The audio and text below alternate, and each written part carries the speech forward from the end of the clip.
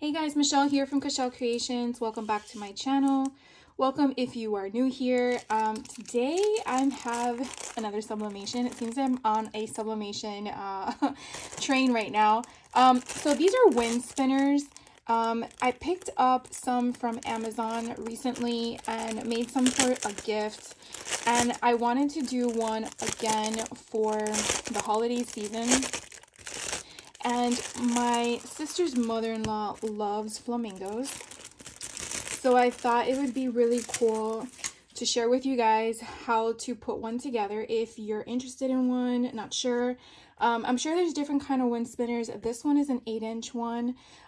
They do have a coating on here, so we're gonna take that off. And we are gonna take it off both sides, so it's already pre-prepped because I don't want the heat to adhere it to the other side.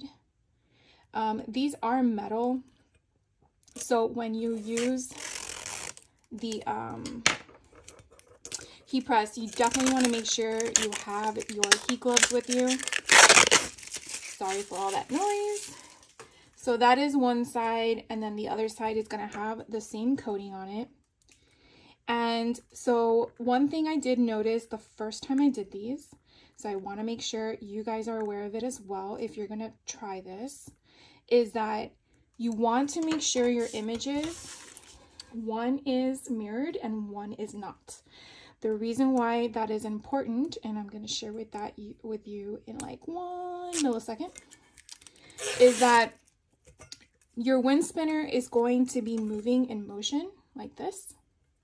And so if you have them both mirrored, they will be in opposite directions of each other.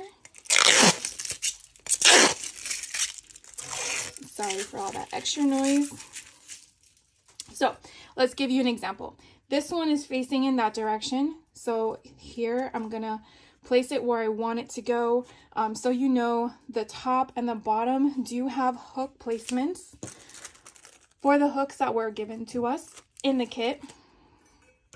So you want to make sure that this is placed in a way where the image is going to be upright. Now I did size my image to 8.5.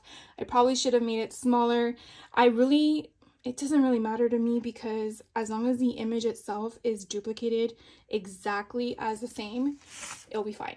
So the flamingo was facing that direction. Now here is the image. It's facing the opposite direction, but when I go like this, now they'll both be facing the same to the left. So this is just like a quick visual to give you an idea. When we get it completed, you'll have more of a complete visual. So things you want to make sure you have on hand: a sublimated wind spinner, sublimation ink printout of your choice. You could probably just get any type of image. I even did one of my friend's picture that she took on vacation. That's what I did as my first go round, and I'm like, oh, let me try something different. So I found these. I will leave a link as to the flamingo I use in case you're interested in this design. And so what we're going to do is I have the heat press set to, I believe it's 385, and we're going to do 60 seconds. I want to say that was what I did before. So we'll give it a go. You definitely want to make sure you have your heat resistant tape, and you also want to make sure you have butcher paper, something to keep the ink from going on both sides. So we're going to head over to the heat press and we're going to give it a press and go from there. Okay, so I sort of changed the temperature to 400 degrees for 60 seconds. I checked the listing for the item and someone did it at that temperature and time, and I just couldn't remember what I did it before. So I changed the temperature from 385 to 400. What we're going to do is we are going to take the image, and where we put the image itself, we're going to flip it this way and we're going to press it with the image facing up. Now you're going to take another piece of butcher paper so you can protect the heat button from the baking portion of it. We're going to go ahead and press it for 60 seconds, and I just realized that I forgot the pressure. So something you're always supposed to do, and I didn't do it. But let's hope and pray that that works. So I will be right back. Okay, so you definitely want to get your heat gloves on because it's going to be hot, hot, hot. I typically have a garbage can to the right of me so I can dump the paper. I like having a bigger one just so I can put it there.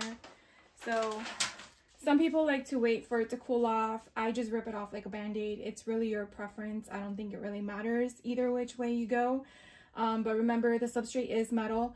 What I tend to do is I kind of put my finger on one and then use the other finger to lift up and then release.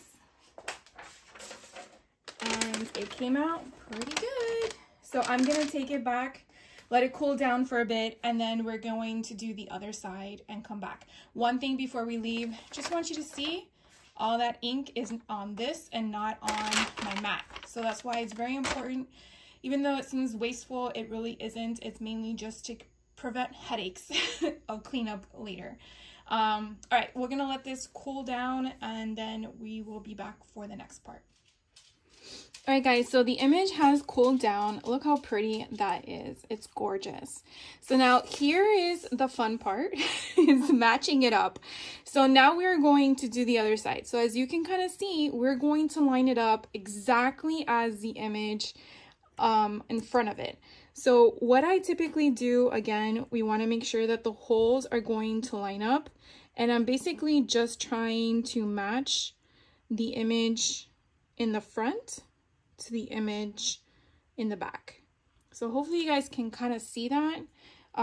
This is going to be our wind spinner, and we're going to kind of match it to the image behind it.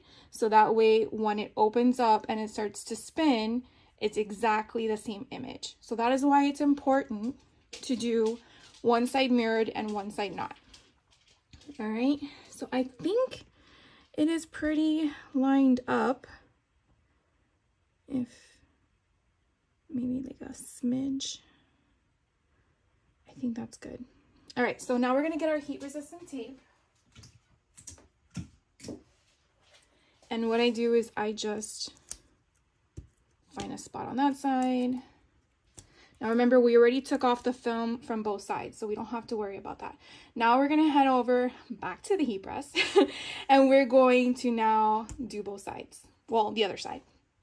So one thing to keep in mind is this has already been sublimated, but we do have a portion that could possibly bleed through. So it's still important to have, again, the parchment butcher paper behind along with on top, just to keep that in play.